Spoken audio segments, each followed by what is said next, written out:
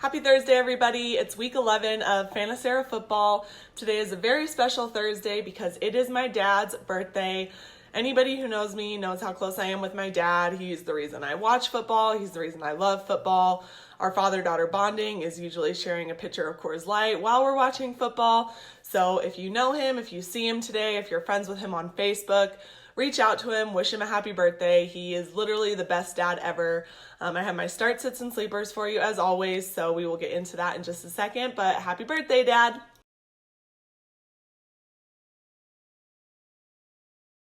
So there were some really good games this past week. I hope everybody got to watch them. I tried to tune in. I worked on Sunday, but I watched Free Phone Football on the NFL app, so that's awesome that they have that.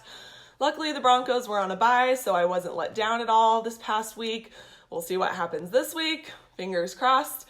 I will say I am a little irritated that the Raiders seem to keep winning with having what seems to be the most penalties in all of football. Maybe try and stay out of the neutral zone, men. Knock on wood if you're with me. Colin Kaepernick's got to work out on Saturday. Broncos are supposed to be going to that. I'm not going to get my hopes up, but I have to say there are really too many Allens playing the backup quarterback position this year. Kyle Allen, Josh Allen, Brandon Allen. I don't know if it just bothers me that they all have two first names, but I hope Kaepernick gets picked up by somebody. I want to see what he can do. If the Broncos take him, it honestly can't be any worse than it already is, so why not? There's some pretty good matchups this week too. It was a little harder for me to do my parlay this time, but I think I got it. I still haven't hit one in case you were wondering. Getting closer, so that's good. As always, I'll get to that at the end of my video, but let's go ahead and get to our week 11 quarterback starts. Allen number 1, Josh Allen is going to be my first quarterback start this week. He had 2 rushing touchdowns in the week 10 loss to the Browns. I do think he'll be able to continue to run the ball as well as find some more passing options this week against the Dolphins, who have allowed 20 passing touchdowns. Allen number 2, Kyle Allen last week had his first 300-yard passing game against the Packers. Hopefully his O-line shows up more than the Saints did this week against the Falcons, but the Falcons have allowed 19 passing touchdowns so far this season, and so far this season they have not performed well in back-to-back road games, so I do like the matchup for Kyle Allen. The Redskins announced that Dwayne Haskins will be starting the remainder of the season in place of Case Keenum. They had a tough game against Buffalo, but this week they are coming off of a bye, so they have had extra time to prepare for the only team worse than the Miami Dolphins. So if he's going to have a good game, I think it's going to happen this week. So far this season, the Jets have allowed an average of 262 passing yards per game and 16 passing touchdowns. I have Kyler Murray as a sit this week at San Francisco, but this is really only if you have a better matchup. If you don't have a better matchup, I think you leave him in. He is coming off of arguably his best start of the season. San Francisco is coming off of a tough loss Monday night in a hard game against the Seahawks, so it's a short week for them. I'm really kind of 50-50 on this one. When Kyler Murray played the 49ers in week 9, he did throw for 241 yards and 2 touchdowns. I just think that the 49ers defense is going to come out harder. I don't think they're going to let him do that again. I think they're pissed off about the loss in Seattle. I could be wrong. Maybe he does the same thing, but in my heart, I just don't think Kyler Murray gets it done this week. Carson Wentz and the Philadelphia Eagles are coming off of a bye week, which is really ideal when you're going up against a team like the New England Patriots, but I have just zero confidence in the Eagles offense. And so far, the New England Patriots are keeping opposing quarterbacks to an average of less than 10 fantasy points per game. I'm benching Wentz. I suggest you do the same. As I mentioned before, the Broncos are also coming off of a bye week, which has given the defense plenty of time to prepare for Kirk Cousins and the Vikings. Currently, the Denver Broncos pass defense is ranked 4th, and they are tied with the Bills for the second fewest passing touchdowns allowed. Also, Kirk Cousins' favorite receiver, Adam Thielen, was out last week against Dallas, and he is questionable again this week. If he doesn't get him back, I think that the Broncos hold off Kirk Cousins. Now, Dalvin Cook is a different story. I don't really want to talk about our rushing defense, but I would also bench Kirk Cousins if he is in your starting lineup. Maybe this is just wishful thinking because I'm ready to watch the Raiders lose, and it would be so great if it happened to the 0-9 Bengals. So Ryan Finley is my Week 11 quarterback sleeper. The Raiders have allowed the second most passing touchdowns out of any team so far this season. The Bengals relied heavily on Joe Mixon last week against the Ravens, but I do think they throw the ball more against the Raiders. I hope Ryan Finley throws 4 touchdowns. I hope the Raiders lose. That would be a happy Sunday. All right, moving on to running backs. Melvin Gordon had a pretty rocky start in his return back from his holdout, but I think we can say after the last 2 games against the Raiders and the Packers that he is back. Chargers had a tough loss against the Raiders, but this is now another huge divisional game against the Chiefs, who are ranked second to last in rush defense. They have given up 12 rushing touchdowns so far this season, and they have given up 7 in the last 3 games. So David Johnson was benched last week in the Cardinals game against Tampa Bay, and Kenyon Drake came in, and I think he's getting the start this week. The last time he played the 49ers, he rushed for 162 yards and a touchdown.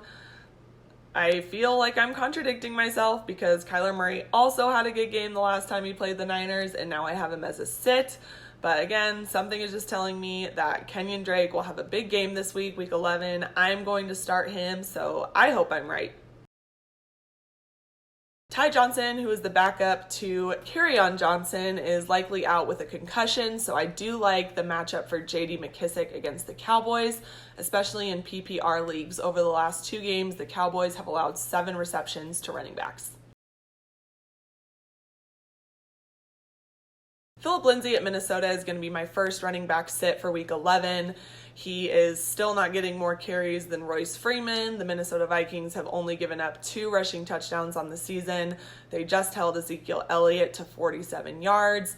If the Broncos had anything else on offense that could open up a run game, he could be a sleeper, but I would sit him and Freeman.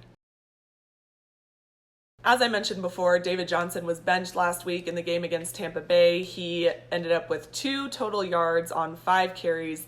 It's obvious that his ankle and back injury are still hindering him, so if he plays at all, I would think that his touches would be limited. If I were the Cardinals, I would just sit him completely, roll with Kenyon Drake, wait for the bye week, see if he can get healthy again, but if you've had David Johnson in your starting lineup, I would take him out. Carlos Hyde is going to be my final sit at running back, especially if you're in a PPR league. It is clear that Duke Johnson is the better receiving back for that team. While Baltimore has allowed 9 rushing touchdowns so far this season, they are keeping opposing running backs to under 100 yards. Devonta Freeman is listed as doubtful, so in the event that he doesn't play and you really need a running back, I would go see if Brian Hill is available in your league. So far, the Carolina Panthers have allowed the most rushing touchdowns this season at 17. Now let's look at wide receivers. Marquise Brown had 4 receptions on 4 targets for 80 yards and a touchdown last week, and while Lamar Jackson is obviously running the ball and favoring his tight ends, I do think that he might find more passing options this week, as the Houston Texans have given up 18 passing touchdowns, and 8 of those have been to receivers that line up out wide. Redskins wide receiver Terry McLaurin has had a sad few weeks, but the Jets secondary could change that for him. They are giving up the 2nd most fantasy points to opposing wide receivers, and last week gave up 2 touchdowns each to Darius Slayton and Golden Tate. I'm expecting both DJ Moore and Curtis Samuel to have a big game this week at home against Atlanta. Despite the Falcons' out-of-nowhere defensive performance against the New Orleans Saints last week, they are giving up an average of 261 passing yards per game and have allowed 19 passing touchdowns so far this season. This is more of an announcement for people who play at fantasy football and look at the previous week's scores and not the matchup ahead.